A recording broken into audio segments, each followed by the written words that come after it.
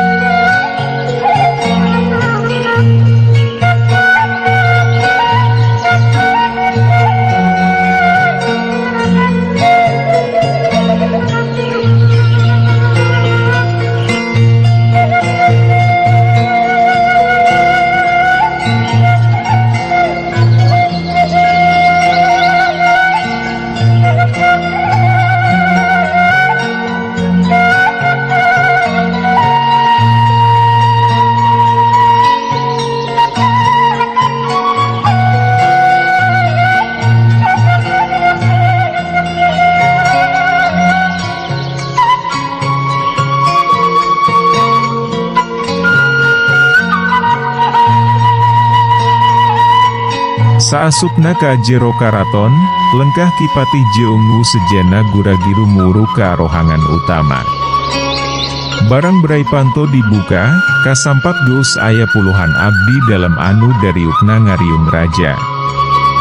Anu disebut Prabu Ruswana teh asigana maah eta raja teh. Rada ngora keneh sakitu maah raja walanggeni teh. Mun ditaksir tina umurna oge moal leuwih ti 50 tahunan. Di tengah-tengah riungan, tetela 5 buta anu dicerek oge geus aya di dinya, kalayan awakna anu masih keneh ditalian. Teuing kaamarana ari anu nganteur keunana maah, geus teu katarembong irung-irungna acan. Sup, kipatih mihulaan ngalengkah keun sukuna, ditutur keun ku 3 prajurit anu ngagiring keun si jemblong katut 2 baladna. Sembah pangabaktos kasangga keun kanggo salira, Kanjeng Prabu.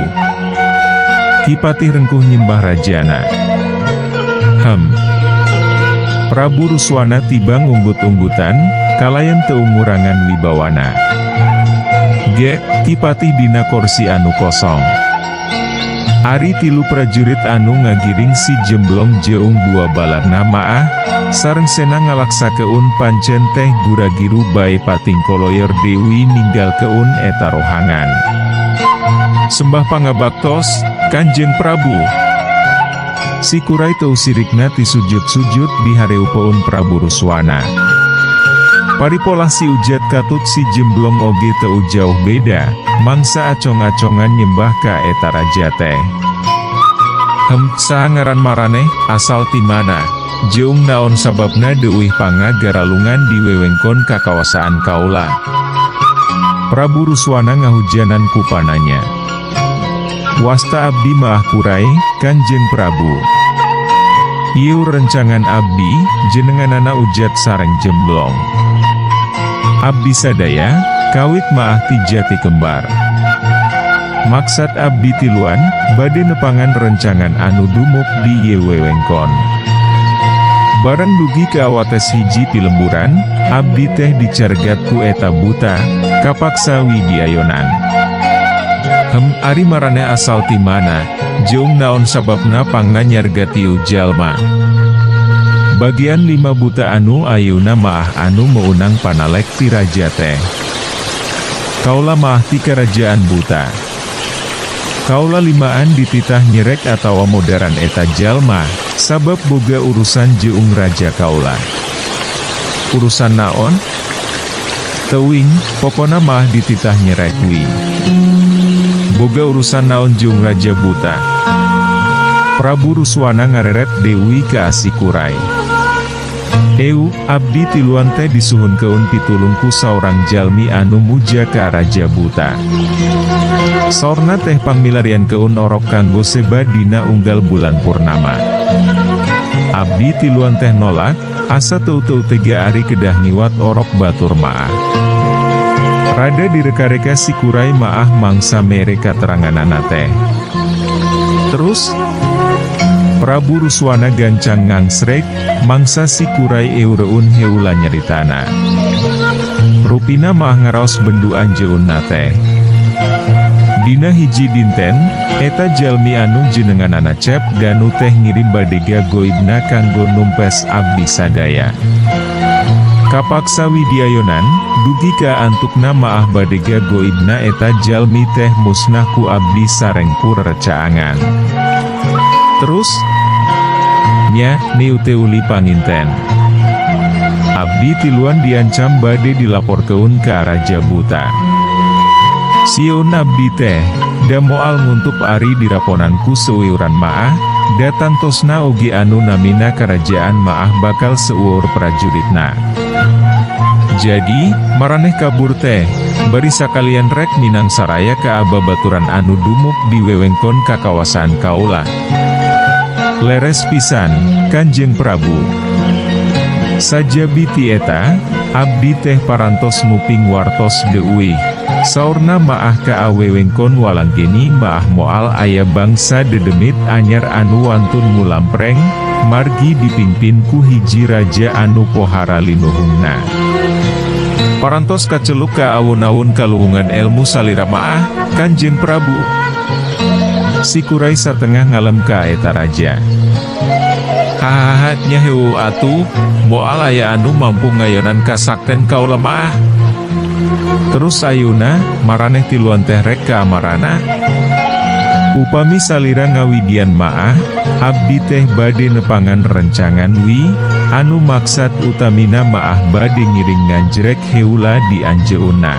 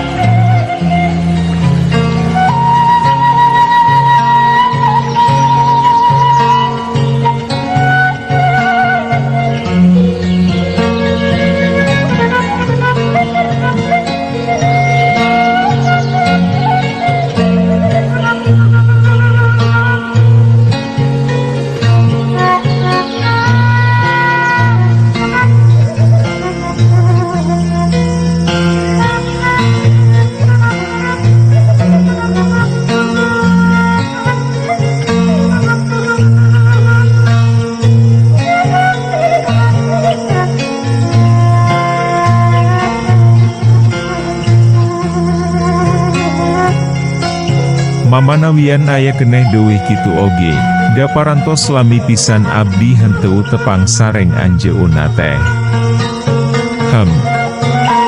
Prabu Ruswana unggut-unggutan.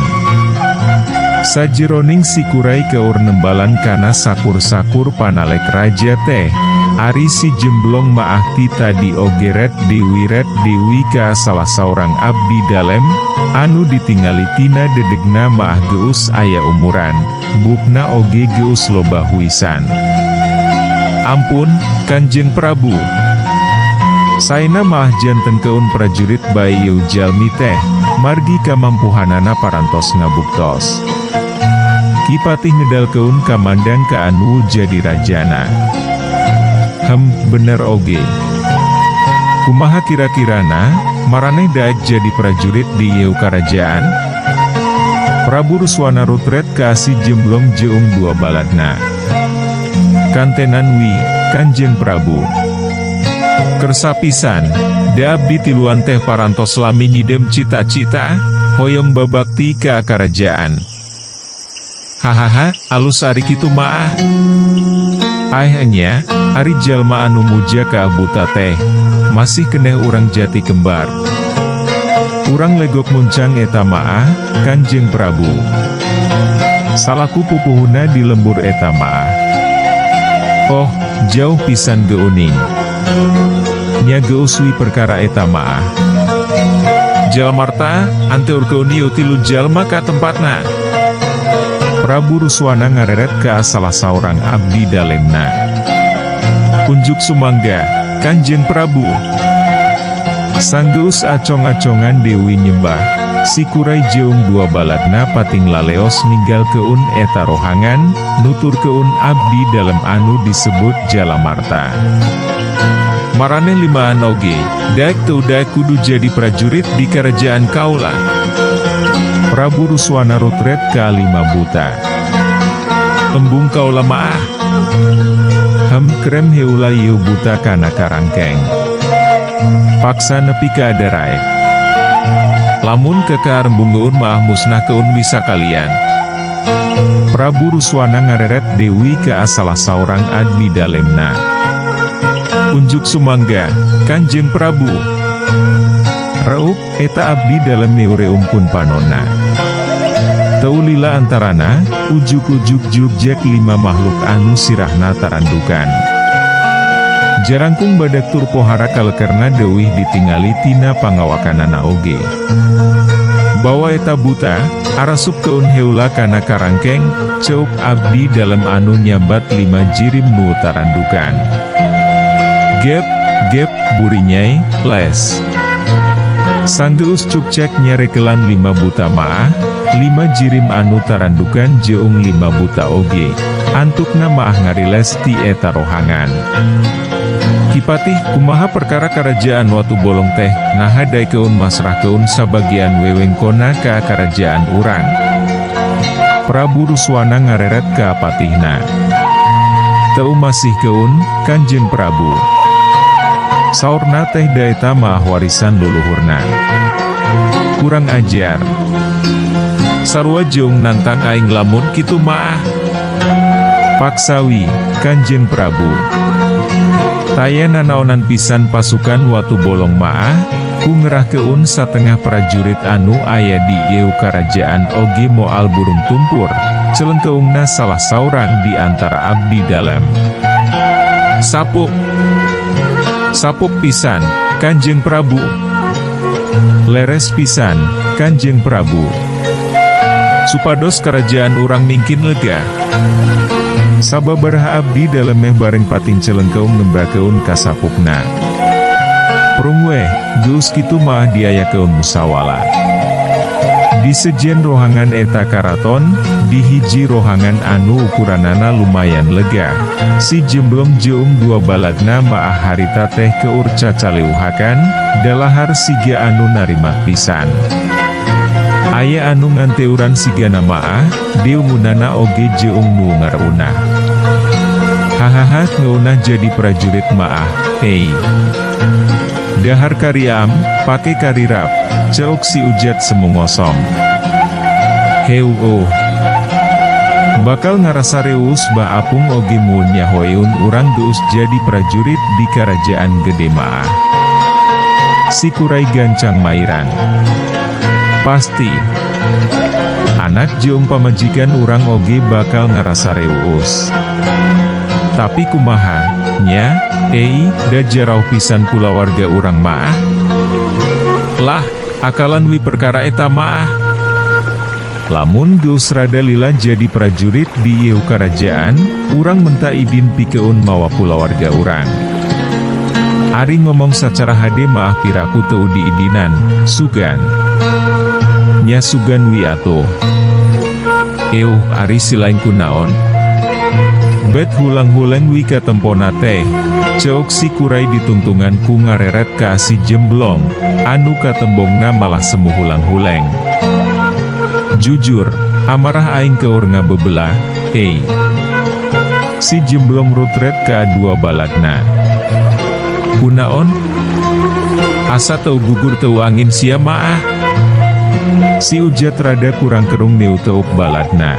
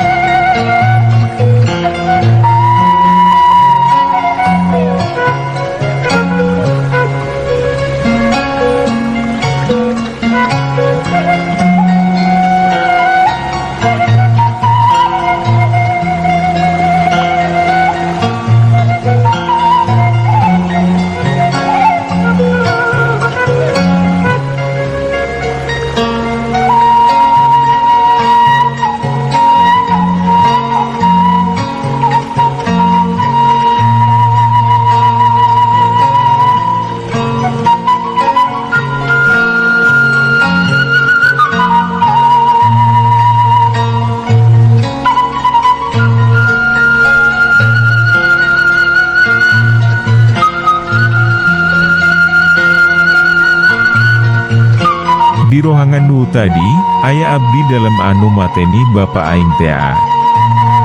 Rada harewosan si jemblong maah dina mangsa ngomong kitu nate. Oh paingan atuh. Keunwi perkara maah ku aing oge dibantuan. Tapi tong rurusuhan, hadina maah urang tiluan kudu meunang keun heulah hatena Prabu Ruswana. Bener. Sahanu nyaho, boa ka harupna maah urang tiluan teh diarangkat jadi abdi dalam. Kubur heula wising jero perkara dendem sialing ka eta abdi dalam maah. Aing oge moal cicingeun, da silaing teh geus lila susah senang hirup jerung aing. Ngan, pikeun sayuna un maah, leuwih hade urang ngalahi ulah hatena Prabu Ruswana. Sok sanajan katembongna siga nu rada seunggah, antukna maah si jemblong oge teu burung nurut kana kekecapan dua baladna. Ari ayeuna, ka sahanitah neangan calon sebana si Danu teh, nya, si kurai rutret ka dua baladna, kalayan wangkongan anu geus mengkol kana perkara Cep Danu. Yo ndak tahu, bukan urusan saya. Si jemblong ngangkat keun tak-tak. Ngomong naon Arisia, koplok? Da teu nyaho atuh, bel. Sabodo teuing wirek nitah sasaha oge, da lain urusan aing iyo. Tibang budak gadut sarta dulak delek si kurai maah mangsa ditembal kitu teh. Ari si ujat maah malah gogodek bari nyerengeh.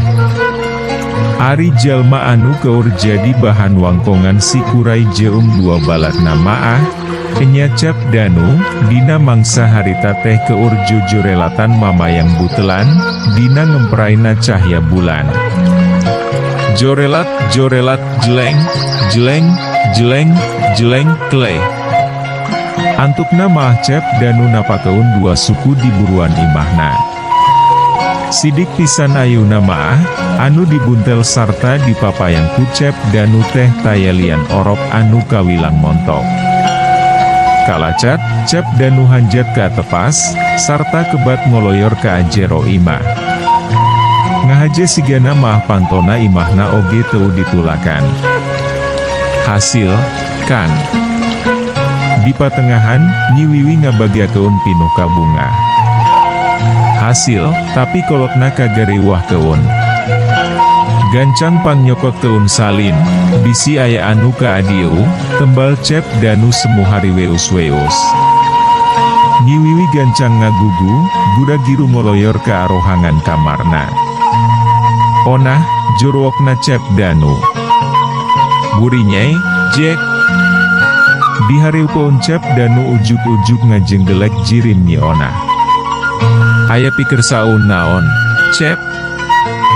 Gancang sumput keun heula ye worok, bisi aya warga anu datang ke adieu. Sabab, mangsa ngiwat ye orok teh, kolotna kagarewah keun. Mangga, cep. Song burinyai, les. Sanggeusna cep danu masrah keun orok teh, langsung bae nyi onah maah ngiles Dewi ti eta rohangan. Meh bareng pisan jeong ngilesna jirim nyi onah, Nyi Wiwi oge ngurunyung mamawa salin ke ursalakina. Teukum si diengke-engke Dewi, harita keneh cep danu salin pakaian. Ari Nyi Wiwi, sareng sena cep danu mudar pakaian oge, langsung bae ngoloyor ka hiji rohangan, tayohna maah rek nyumput keun pakaian anu samemehna dipake ku salakina.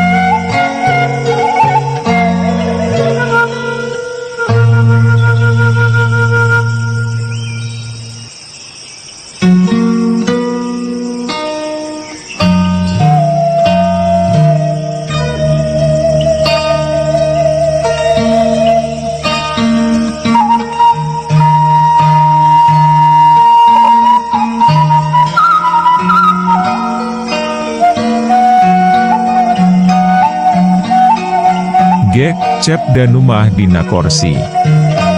Teu lila antarana oge Nyi Wiwi geus ngurunyung Dewi.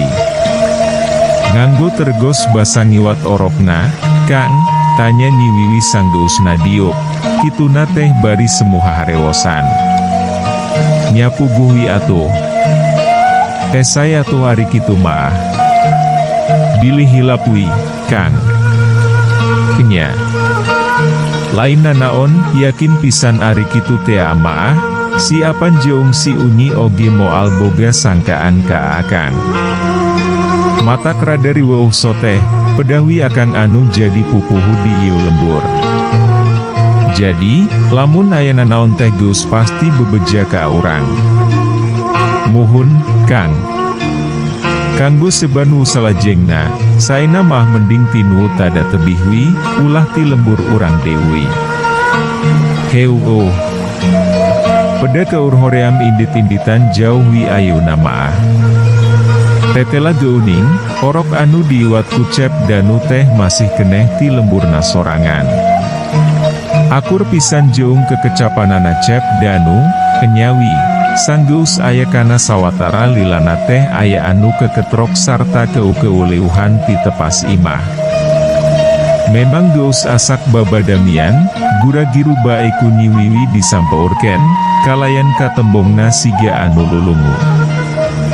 Buuk oge ngaja diacak-acak heula, teuing sangkan naon disangkana. Barang berai muka keun panto, kasampak geus aya sababaraha urang warga di tepas imah. Aya pikir saun naon, Mang, tanya Nyi Wiwi dituntungan ku hewai. Orok jangapan aya nu ngiwat? Pupuhuna aya, tembal saurang warga semuhari weus-weus. Aya nu ngiwat. Nyi Wiwi nepi ka angad baik siga anu pohara rewa seunana.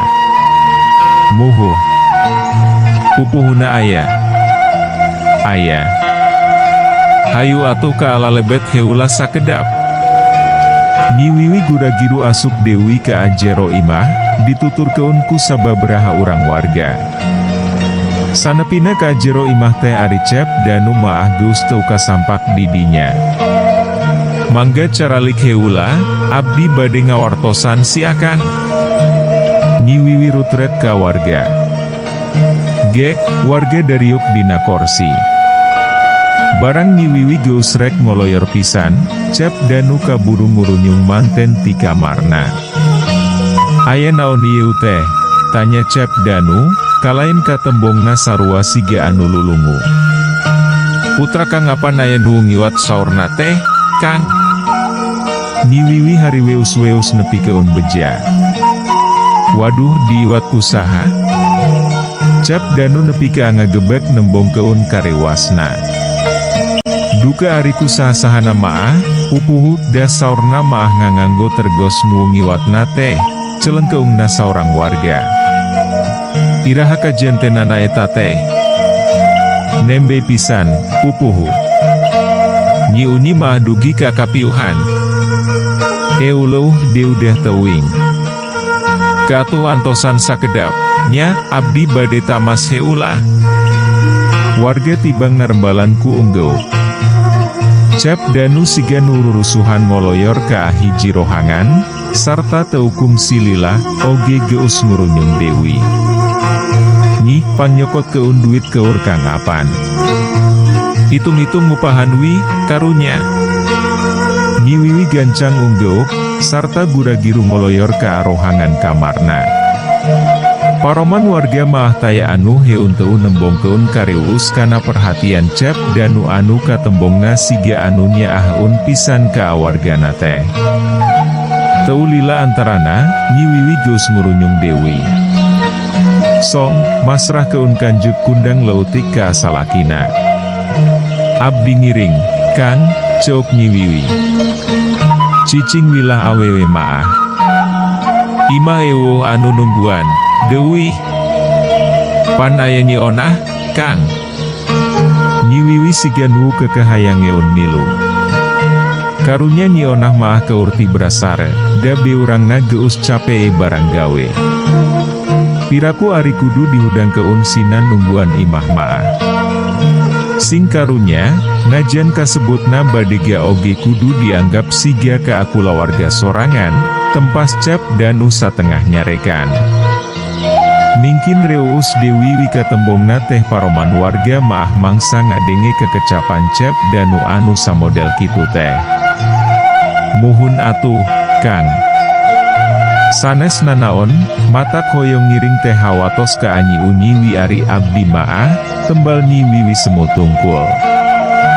"Isukan oge sabatai ari rek nempo maah.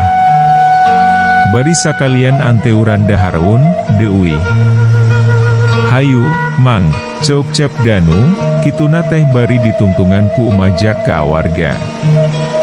Gedik, geus kitu mah Cep Danu ninggalkeun imahna, dia beringkeun ku sabaraha urang warga anu neun-deun kareuus dina jeroeun hatena, kanu jadi pamimpin lembur anu harita keur ngungkup di hareupeunana. "Eueuh, waktosna seep. Caat hanca.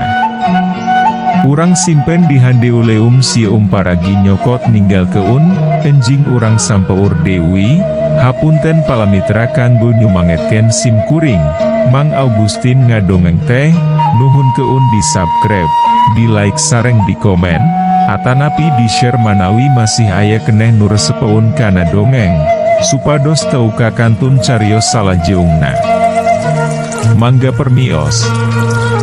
Anu gereulis karasep anu hoyong carita kisah kasih dinamika romantis remaja. Mangga dangukeun carios nyambung bentan pasantren. Nutos sarpuh gengadangu carios ieu maah bakal kabawa asa ngora Dewi. Kangge nu resep cerita silat. Mangga dangukeun amjar lawan raja bangsat sareng rawarontek di channel YouTube Mang Augustin.